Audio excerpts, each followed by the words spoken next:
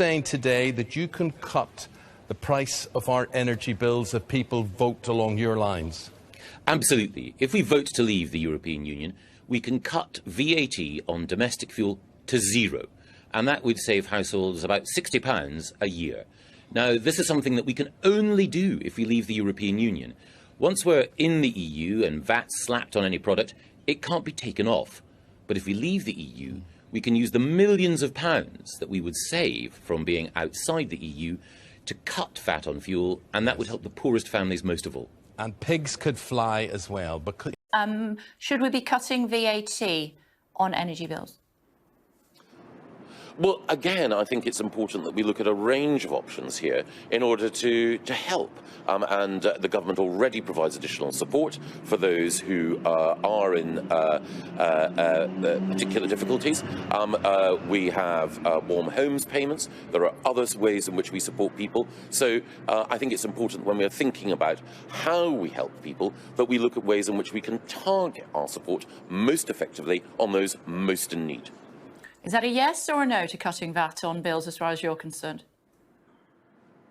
Well, I think we should always seek to cut taxes whenever we can, but also it's important when we are providing support for people that we also target it most on those who need it most.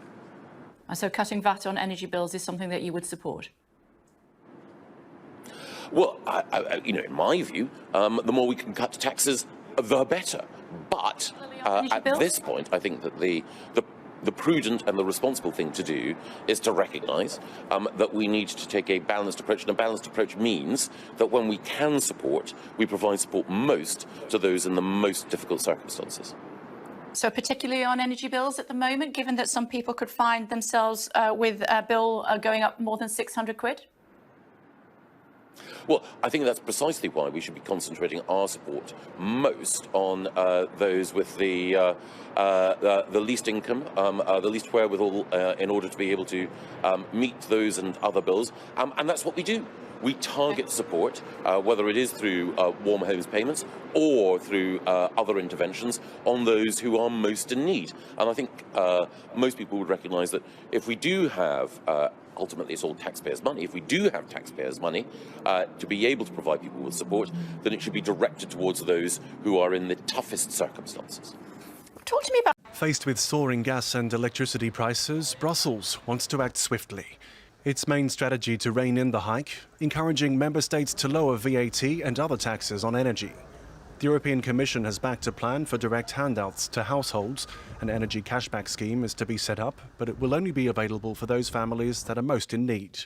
The situation across Europe is serious. 36 million households have been hit by the skyrocketing prices. The EU's Statistics Office says energy prices rose 17.4% in the month of September alone, and winter has not yet begun. A very bad scenario would be one indeed where you have an extremely severe winter in the Northern Hemisphere. So the demand for power goes up quite a bit. At the same time, we don't resolve the supply problems or help it in the near term.